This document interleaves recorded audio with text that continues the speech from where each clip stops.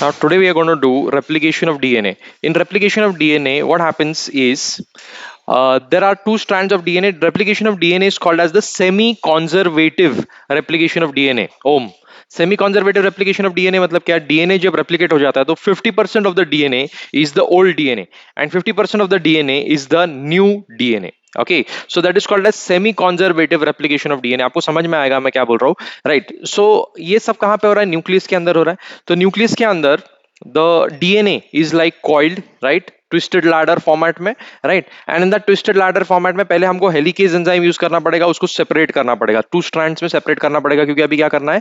Replicate करना है. तो try to understand through this.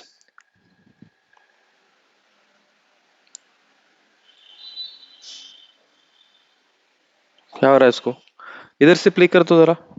एक सेकंड गायत्री, मेरा ईयरफोन लगा हुआ है. कर Dorcas, play it from here.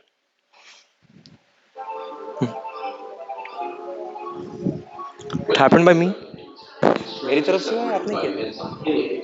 Sorry. Yeah. So this helicase, you can see that it is separated the winded DNA, or which was earlier wound. See, it is separating. तो helicase क्या कर रहा है? इसको separate किया करते जा रहा है. Okay. Then यहाँ पर SSBP. SSBP क्या है? Now this SSBP will prevent what? What prevent? It will prevent the supercoiling of the DNA again. फिर क्या हो रहा है? Now we are forming two strands. One is the leading strand and one is the lagging strand. ठीक है, दो strands बन रहे हैं. एक leading strand है, एक lagging strand है. तो leading strand कैसे? लीडिंग स्ट्रैंड कैसे फॉर्म कर रहा है, right? How it is forming the DNA from 3 prime to 5 prime, मतलब स्ट्रेट फॉर्म कर रहा है और वो फास्ट हो जाता है. किसमें? लीडिंग स्ट्रैंड में. लेकिन लैगिंग स्ट्रैंड में क्या हो जाता है? लैगिंग स्ट्रैंड में it becomes slow because it has to replicate from 5 prime to 3 prime और not from 3 prime to 5 prime, क्योंकि दोनों डीएनए के दोनों स्ट्रैंड्स आप जानते हो कि कैसे रहते हैं? एंटी पैरेलल रहते हैं. both DNA strands are anti-parallel. Anti-parallel का मतलब क्या है? One is moving in this direction, the other one is moving in this direction. They are what? Anti-parallel. Okay. तो DNA का जो strands है, दो strands है, right? तो उसमें क्या हो रहा है? Check. One strand is 3 prime to 5 prime. Okay, and the other strand is 5 prime to 3 prime. 3 prime to 5 prime and 5 prime to 3 prime. तो हेलिकेज एंजाइम ने ये हाइड्रोजन बॉन्ड्स है, इनके बीच वाले कौन से बॉन्ड्स है? ये हाइड्रोजन बॉन्ड्स है. हाइड्रोजन बॉन्ड को क्या कर दिया? कट कर दिया, सेपरेट कर दिया. दो स्ट्रैंड्स फॉर्म हो गए. ठीक है, वो दो स्ट्रैंड्स है, उसमें से एक कौन सा? जो 3 प्राइम टू 5 प्राइम है वो लीडिंग स्ट्रैंड है, और 5 प्राइम टू 3 प्राइम वाला जो है वो लैगिंग स्ट्रैंड है. तो leading strand and lagging strand दो स्ट्रैंड्स में कन्वर्ट हो गया. देन SSBP, वो येलो कलर के डॉट्स देखे थे आपने? या just a second.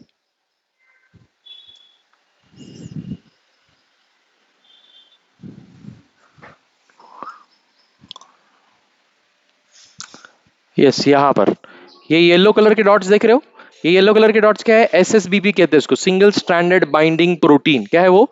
Single stranded binding protein. जैसे ही स्ट्रैंड सेपरेट हो गया तो स्ट्रैंड सेपरेट होने के बाद में ये SSBP इसके ऊपर अटैच हो जाता है. ये टेम्पररीली अटैच हो जाता है. क्यों टेम्पररीली अटैच हो जाता है? In order to prevent the, yes Lakshmipati, in order to prevent the supercoiling और रीवाइंडिंग ऑफ द डीएनए. मतलब जो खुल गया है ना डीएनए, हेलिकेज ने उसको जो स्ट्रेट किया है वो फिर से ऐसा हो जाएगा नेचुरली. क्यों? क्योंकि उसकी एफिनिटी है अपोजिट स्ट्रैंड के साथ में, तो फिर से वो कंबाइन हो जाएगा. वो फिर से कंबाइन नहीं होना चाहिए, इसके लिए टेम्पररीली क्या अटैच हुआ है? SSBP, single stranded binding protein. What is that? Single stranded binding protein. Got it? जाओ आगे. या देन क्या बोल रहा? क्या क्या? हाँ हाँ, SSBP दोनों पे अटैच्ड है, लीडिंग पे भी और लैगिंग पे भी. ठीक है, ताकि वो रिवाइंड ना हो. फिर अभी हमारे पास क्या है? लीडिंग स्ट्रैंड का टेम्पलेट है, और ये देखो अब 5 प्राइम टू 3 प्राइम नया डीएनए यहाँ पे फॉर्म हो रहा है. और ये कौन है? ये डीएनए पॉलीमरेज है. राइट। डीएनए पॉलीमरेज एंजाइम क्या करेगा, नया स्ट्रैंड फॉर्म करेगा। सर नए स्ट्रैंड्स के लिए जो न्यूक्लियोटाइड है वो कहां पर है, वो न्यूक्लियस में ही है। जैसे एमआरएनए के लिए नए नए न्यूक्लियोटाइड्स न्यूक्लियस में थे, वैसे ही यहाँ पर नए न्यूक्लियोटाइड्स न्यूक्लियस में है। तो अभी ये जो नया डीएनए बन रहा है, देख रहे हो आप, ये रेड कलर का नया डीएनए और ये ओल्ड डीएनए, और ये पूरा सुपर कॉइल होके it will form a new DNA, replicated DNA. तो इस न्यू रेप्लिकेटेड डीएनए में 50% ऑफ द स्ट्रैंड्स, मतलब one strand is the old one and this is the new one, so 50% is reuse and 50% is new. So that's why we call it as semi-conservative replication of DNA, right? Semi-conservative replication of DNA मतलब क्या, इसमें 50% parent DNA रहता ही है और 50% नया DNA form होता है। Are you understanding? या समझ में आ रहा है क्या? तो just like say for example you buy something called as a refurbished computer और रिफर्बिश मोबाइल, मतलब है वो पुराना ही मोबाइल है, अंदर आधे पार्ट्स उसके पुराने हैं और जो खराब हो गए थे वो नए पार्ट्स डाल के नया बॉडी डाल के आपको बेच रहे, दैट इज व्हाट रिफर्बिश्ड। वैसे ही डीएनए भी अपना kind of refurbish semi conservative है, इसमें 50% तो पेरेंट डीएनए का ही पार्ट है, क्योंकि यहाँ पे तो करना जरूरी ही है। ठीक है, ऐसा नहीं कि नया डीएनए बना सकते हम लोग, क्योंकि पहले पहले का जो डीएनए है वो नया डीएनए फॉर्म होने के लिए इन्फॉर्मेशन देगा। यानी कि यहाँ पर ए रहेगा तो कॉम्प्लीमेंट्री स्ट्रैंड टी, जी रहेगा तो सी, सी रहेगा तो जी, देन टी रहेगा तो ए, ऐसा कॉम्प्लीमेंट्री स्ट्रैंड्स बनते जाएंगे। Because we actually don't we'll not get this information anywhere else apart from the DNA itself, right? कि इधर कौन से बेस पेयर्स लगने चाहिए वो तो डीएनए ही बता पाएगा। And that's why according to the nucleotides this are DNA polymerase goes on synthesising the leading strand. Leading strand में कोई प्रॉब्लम नहीं है, फास्ट हो जाता है। समझ में आया? लीडिंग स्ट्रैंड ये फास्ट हो जाता है, बट लैगिंग स्ट्रैंड इसको थोड़ा टाइम लगता है। तो इसके ऊपर जो स्टडी किया उस साइंटिस्ट का, जापानीज साइंटिस्ट का नाम था ओकाजाकी, सुजुकी का भाई ओकाजाकी। ठीक है, तो उसने क्या किया, लैगिंग स्ट्रैंड के ऊपर स्टडी किया, तो उधर उसका नाम दे दिया गया ओकाजाकी फ्रैगमेंट्स। अभी देखो आप समझ में आएगा। ठीक है, ये डीएनए पॉलीमरेज एक्सटेंड कर दिया, एसएसबीपी चले गए, नाउ अब लैगिंग स्ट्रैंड पे, तो 5 प्राइम टू 3 प्राइम करना है इन लैगिंग स्ट्रैंड। तो लैगिंग स्ट्रैंड में अब क्या कर रहे हैं हम लोग, इधर प्लेस किया है, अगर आप दिख रहा है कि नहीं पता नहीं, आगे दिखेगा आपको, दिस इज ओकाजाकी फ्रैगमेंट, मतलब उसको आसान करने के लिए बीच बीच बीच में क्या रखा है, ओकाजाकी फ्रैगमेंट्स रखे हैं। ठीक है, ताकि लैगिंग स्ट्रैंड जो लैग कर रहा है मतलब स्लो हो रहा है, ठीक है, उसको फास्ट करने के लिए what have we kept, Okazaki fragments. देखो, that is not the new DNA, they are the Okazaki fragments. ठीक है, तो अब क्या हो रहा है, ये कौन है पिंक कलर का, हेलिकेज है। वो हेलिकेज दोनों डीएनए को, जो हाइड्रोजन बॉन्ड्स कट करते हुए दोनों डीएनए स्ट्रैंड्स को सेपरेट कर रहा है। ऊपर लीडिंग बन रहा है, नीचे लैगिंग बन रहा है। अब लैगिंग के स्टार्ट में एक आरएनए प्राइमर हम लोग मतलब आरएनए प्राइमर क्या होता है, install RNA primase, sorry not RNA primer, RNA primase is installed. Okay, this RNA primase installs an RNA primer. ठीक है, प्राइमर क्या होता है, व्हाट इज द प्राइमर, कभी सुना है ये वर्ड प्राइमर? गर्ल्स ने जरूर सुना है। ठीक है, क्योंकि फाउंडेशन में, फाउंडेशन लगाने के पहले एक प्राइमर लगाते हैं ताकि वो फाउंडेशन चिपका रहे। ठीक है, मेकअप चिपका रहे फेस पे। ठीक है, 30 mm ऐसा, तो वो चिपका रहने के लिए क्या करते हैं, पहले प्राइमर लगाते हैं। वैसे दीवारों, मेरे को कैसे पता चला, क्योंकि दीवार पे पहले पेंट करने के पहले भी प्राइमर लगाते हैं ताकि वो पेंट चिपका रहे दीवार पे। तो primer kind of holds the, समझ में आ रहा है ना मीनिंग ऑफ प्राइमर या use of primer? Primer kind of initiates यहाँ पे इन दिस केस, और दीवार और मेकअप के केस में it holds the makeup, right, पकड़ लेता है मेकअप को या पेंट को। वैसे ही यहाँ पर क्या है, ये प्राइमर क्या करेगा, it will lay down the initial strand. देखिए इनिशियल जो न्यूक्लियोटाइड है ये ले डाउन करेगा, ओके, स्टार्ट करेगा इनिशियली।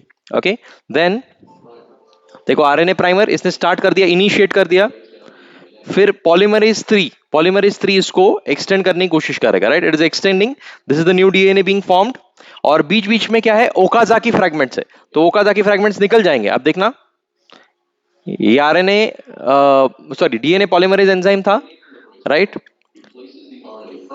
तो या तो बीच बीच में जो आरएनए प्राइमर जो था, उसको जो इनिशियली आरएनए प्राइमर लगाया था वो भी रिप्लेस हो जाएगा विद डीएनए पॉलीमरेज एंजाइम उसको भी रिप्लेस कर देगा। उसने सिर्फ इनिशिएट करके दिया, इनिशिएशन हो गया, इनिशिएशन होने के बाद में उसका काम हो गया, तो उसको हम लोग क्या कर रहे हैं, रिप्लेस कर रहे हैं। अब बीच में ना जॉइंट रहेगा, गैप रहेगा, आरएनए प्राइमर निकाल के डीएनए का न्यू डीएनए स्ट्रैंड लगा दिया, लेकिन बीच में गैप रहेगा, तो गैप को कौन सील करता है, कौन ज्वाइन करता है? DNA ligase. We always know कि डीएनए को अगर कट करना है, ठीक है, मतलब बीच में से कट करना हाइड्रोजन बॉन्ड को, तो हेलिकेज एंजाइम।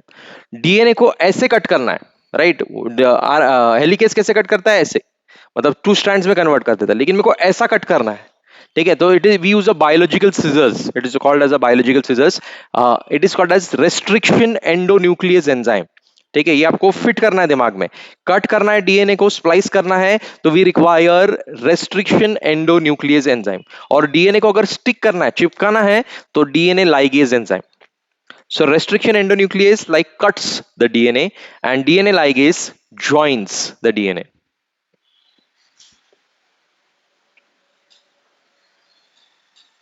या आपने एक्सपेरिमेंट किया स्कूल में, एक्सट्रैक्शन ऑफ डीएनए, पपाया से, बनाना से, कोई भी फ्रूट से, you have extracted the DNA because DNA, fruits are having live cells, right? These cells, उसमें से, उसके न्यूक्लियस में से क्या निकाल सकते हैं हम लोग? डीएनए। आपने किया है ऑलरेडी एक्सपेरिमेंट। तो आप अगर जब फ्रूट्स खाते हो तो डीएनए आपके पेट में नहीं जाता? जाता है। फिर वो डीएनए पेट में जाने के बाद में why don't you start behaving like a plant? क्योंकि वो प्लांट का DNA.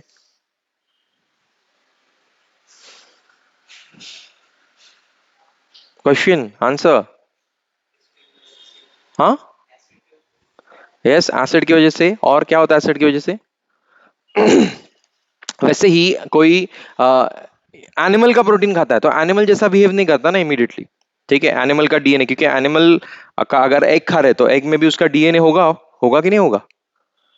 If you are eating a fertilized egg or even unfertilized egg, it is having cells. What it is having? It is having cells, right? So that cells is having DNA.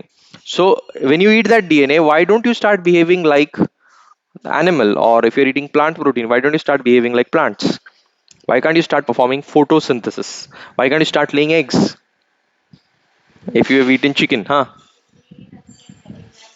No, it's not about recognize. As Lakshmipati said, we have acid in our stomach, so that DNA gets digested. We are not utilizing that DNA. उसको हम लोग क्या कर देते हैं? Digest कर देते हैं। वैसे ही like this DNA, okay, it can be formed. You cannot use anybody's DNA. You eat and you will start getting that kind of characters. No, वो DNA अगर आपको चाहिए, वैसे कैरेक्टर्स चाहिए, समझो प्लांट के कैरेक्टर, अभी तक एक्सपेरिमेंट किया है कि नहीं को पता नहीं, लेकिन आपका जीन्स निकाल के आपके बॉडी में से, एक सेल में से, आपके डीएनए में से जीन्स निकाल के प्लांट के जीन्स डालने पड़ेंगे और फिर देखना पड़ेगा क्या होता है, ठीक है? बट वो जिंदा रहेगा, क्या होगा पता नहीं। ऐसे बहुत सारे एक्सपेरिमेंट्स किए हैं ना, like this is called as transgenic animals. Animals में किया हम लोग ने, ह्यूमंस में कहाँ तक किया पता नहीं। एनिमल्स के जीन्स चेंज कर दिए, क्यों?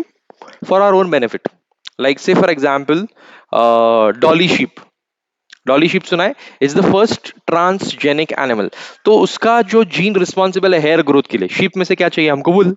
तो उसका जो जीन रिस्पॉन्सिबल है इसके लिए, हेयर ग्रोथ के लिए, उसको रिप्लेस कर दिया, थोड़ा एनहांस कर दिया, तो now that sheep is producing excessive hair. ठीक है, why? Because we have changed the genes. And why we want more hair? Because we want to make more wool. Okay, how selfish a man can be, right? उसके इसमें बहुत सारे sheep मरे भी होंगे ना वो डीएनए उसका बनाने तक। ओके, सो देन एक ऐसा, मतलब आपको मैंने बताया था कि आई थिंक चेन्नई में यार कहीं पे एक ट्रेजेडी हुई थी। क्या ट्रेजेडी हुई थी? पोलियो डोज, पोलियो वैक्सीन की ट्रेजेडी थी। पोलियो वैक्सीन में क्या रहता है, अब सब जानते हो, अब ह्यूमन हेल्थ एंड डिजीजेस हम लोग ने किया है, तो वैक्सीन में क्या रहता है? खुद पोलियो वायरस रहता है, एंटीबॉडीज नहीं रहते, खुद पोलियो वायरस रहता है, खुद सेमी डेड और हाफ किल्ड और कंप्लीटली किल्ड पोलियो वायरस रहता है। वो polio virus, semi killed polio virus में से विरुलेंट फैक्टर निकाल देते। Virulent factor is the disease causing factor, वो निकाल के इंसर्ट करते। क्या इंसर्ट करते हैं? वो पोलियो वायरस को आपकी बॉडी में इंसर्ट कर देते थ्रू द वैक्सीन, जिसकी वजह से क्या होता है कि आपकी बॉडी को एक चांस मिलता है विरुलेंट, सॉरी, एंटीबॉडीज बनाने का उसके अगेंस्ट। तो कभी समझो आगे रियल लाइफ में सचमुच में रियल वाला पोलियो वायरस आ गया, तो भी आपके पास ऑलरेडी उसके अगेंस्ट एंटीबॉडीज होंगे। That is why you give the polio vaccine. Understanding? Simple, समझ में आ रहा है ना? तो अब चेन्नई में क्या हो गया कि वो विरुलेंट फैक्टर निकाल तो दिया, लेकिन उसका प्यूरिफिकेशन नहीं किया ठीक से, जिसको हम लोग डाउन प्रोसेसिंग कहते हैं। तो वो डाउन प्रोसेसिंग ठीक से नहीं हुआ, और जिसको वो पूरे बैच में जिन भी बच्चों को पोलियो का वैक्सीन दिया उनको इनफैक्ट पोलियो हो गया। I mean that was a grave mistake. Okay, grave mistake by the medical industry. क्या क्या हो गया वहां पर कि वैक्सीन किसी की लापरवाही की वजह से, ठीक से डाउन प्रोसेसिंग नहीं होने की वजह से, जो वैक्सीन पोलियो होने से बचाने के लिए थी, उसने ही पोलियो कॉज कर दिया। सो इस ट्रेजेडी के बाद में we decided that not we called back all the vaccine doses. वो कॉल बैक करने के बाद में वी डिसाइडेड दैट कोई भी वैक्सीन को टेस्ट किए बिना मार्केट में रिलीज नहीं करेंगे। तो अब टेस्ट किसके ऊपर करेंगे? तो एनिमल्स के ऊपर। अब Laxmivati will you come forward कि हाँ भाई मेरे पे टेस्ट करो, कोई प्रॉब्लम नहीं, मेरे पे टेस्ट कर लेना, या ऐसा कर सकते हैं क्या? नहीं। सबको अपने अपने मतलब not in case of polio, in other vaccine also, right, humans will not be willing to test, so animals कुछ नहीं बोलते बेचारे, पकड़ो उनको और उनके ऊपर टेस्टिंग करो। बट अभी मजे की बात यह है कि virulent factor is species specific. Virulent factor is species specific. कोई भी विरुलेंट फैक्टर मतलब पोलियो अगर है तो पोलियो ये ह्यूमंस के लिए होता है, एनिमल्स में पोलियो नहीं होता। Are you understanding? जैसे एनिमल का कोई डिजीज है वो आपको नहीं होता, वैसे ही आपका डिजीज एनिमल्स को नहीं होता। प्लांट में डिजीज प्लांट भी रहते हैं, जैसे शुगर केन में रेड कलर का, कभी कट किया शुगर केन देखा है, कभी खाया है कभी, तो बीच में कभी कभी रेड कलर आ जाता है, तो red colour is smut, right, that is a disease. तो वो तुम अगर खा भी लो तो भी तुमको कुछ नहीं होने वाला, क्योंकि उसमें जो बैक्टीरिया वायरस जो कुछ भी है they are affecting only the plants, they won't affect the humans. जैसे HIV ह्यूमंस में होता है, ठीक है। Dog is also having multiple sex partners but it never suffers from HIV AIDS, because नाम में ही है ना human immuno virus, right. Virulent factor is species specific. Last time मैंने आपको एग्जांपल भी दिया था कि ऑस्ट्रेलिया में वो जंगली रैबिट्स बढ़ गए थे, तो उनको एक वायरस छोड़ दिया उनकी बॉडी में, वो फटाफट फैल गया उनके पॉपुलेशन में, उनका पॉपुलेशन कंट्रोल में आ गया। ओके, और वो हमको होगा कि इन्फेक्शन नहीं होगा, क्योंकि virulent factor is species specific. तो अब क्या करें? अब टेस्टिंग किसके ऊपर करें? वो उनको समझो इसमें एक्चुअल ये वैक्सीन में पोलियो वायरस होगा, एक्टिवेटेड पोलियो वायरस होगा, विरुलेंट फैक्टर उसका होगा। वो मैं माइस को दे रहा हूं, वो माइस को पोलियो नहीं हो रहा है, क्योंकि उसको वैसे भी पोलियो नहीं हो सकता, तो फिर फायदा क्या टेस्टिंग का? तो इसके लिए क्या क्रिएट करना पड़ा गायत्री? ट्रांसजेनिक एनिमल क्रिएट करना पड़ा। माइस की जीन्स कुछ इस तरीके से चेंज किए कि उसको पोलियो हो, अगर विरुलेंट फैक्टर है तो उसमें पोलियो हो जाए, that is called as transgenic animal. फिर उन ऐसे ट्रांसजेनिक एनिमल्स पे आपने पोलियो का डोज चेक किया और अरे इसमें पोलियो हो रहा है, ये बैच को कैंसिल करो, right, because mice breeds very fast. Okay, तो इसके लिए we have selected mice and we have changed its genes to form a transgenic animal. Got this transgenic animal का कॉन्सेप्ट? या और भी चीजों के लिए यूज कर सकते हैं ट्रांसजेनिक एनिमल। अभी से फॉर एग्जांपल मेरे को एपिलेप्सी की मेडिसिन है, एपिलेप्सी का, एपिलेप्सी यानी कि फिट आना, बोला ना कल, एपिलेप्सी यानी कि फिट आना, उसका मेडिसिन मेरे को चेक करना है कि काम करता है कि नहीं मेडिसिन। तो सबसे पहले तो माइस को एपिलेप्सी होना चाहिए, तब मेरे को पता चलेगा कि मेरा मेडिसिन उसके ऊपर काम कर रहा है कि नहीं कर रहा है ना। तो एपिलेप्सी उसको कैसे होगा, क्योंकि उसकी बॉडी में जीन ही नहीं है एपिलेप्सी होने का। तो पहले ट्रांसजेनिक एनिमल क्रिएट करते हैं, उसको एपिलेप्सी हो ऐसा उसमें जीन इंसर्ट करते हैं, फिर यहाँ पे एक फ्लैश लाइट लगाते हैं, डिस्को लाइट रहता ना, फ्लैश लाइट लगाते, माइस को यहाँ पे रखते, वो आंखों में लाइट फ्लैश होने की वजह से, मतलब एक फ्रीक्वेंसी में फ्लैश होने की वजह से उसको एपिलेप्सी हो जाती, कन्वर्जेंस, ठीक है। इसके लिए even you are not advised to see light which is flickering continuously. अगर करते हो तो आपको भी एपिलेप्सी इंड्यूस करने का तरीका है। Are you understanding? So you not allowed. ये गधे इनको समझ में नहीं आता, अरे मजा आ रहा है, मजा आ रहा है, डीओ इसमें ऐसा डिस्को में क्या बोलते डीजे में लगाते ना, थर थर थर थर थर थर थर लाइट वाइब्रेट हो रहा है वैसा, that can cause, if you look at it constantly it will cause convergence, fit आएगा उधर ही जगह पे। Are you understanding? That is a way to induce convergence, ठीक है। बहुत सारे टॉर्चेस पे, लेजर लाइट पे लिखा होता है not to focus it on anybody's eye, right, इसके ऊपर भी लिखा है ना, इसमें लेजर है, इधर लिखा है वार्निंग, लिखा है येलो कलर का, दिख रहा है यहाँ पे वार्निंग, क्योंकि इसमें भी तो लेजर है ना, कहाँ पे गए, दिख रहा है ना लेजर, तो इसको भी दिखाना, डॉल्मा के लिए रिकॉर्ड कर रहे हैं अपन, राइट, इसमें भी लेजर है ना। तो ये लेजर आंखों पे इंसिडेंट नहीं करना है, क्यों? इट अगेन सेम रीजन, इसमें तो laser can pass through your cells also, and another thing is that it may cause epilepsy. तो समझ में आया? This is about DNA, transgenic animals DNA के जीन्स वगैरह चेंज करते हैं, ऑल दैट यू गॉट। तो मैं बोल रहा था कि एनिमल प्रोटीन और प्लांट प्रोटीन खाने के बाद में हमारा डीएनए क्यों चेंज नहीं होता, क्योंकि वो डीएनए हमारे सेल में इंसर्ट नहीं कर रहे, पेट में इंसर्ट कर रहे, पेट में उसका पूरा डाइजेशन करके न्यूक्लियोटाइड सेपरेट करके हम लोग उसको यूटिलाइज कर रहे हैं। सो देयरफॉर उसकी वजह से हमारा, उनके कैरेक्टर्स हमारी बॉडी में कभी नहीं आएंगे, उनका जीन डायरेक्टली हमारे डीएनए में इंसर्ट नहीं किया है, वो हमारे पेट में डाल दिया, पेट में एक बार डाल दिया तो पूरा डाइजेशन हो जाएगा, Okay, so come on, let's continue.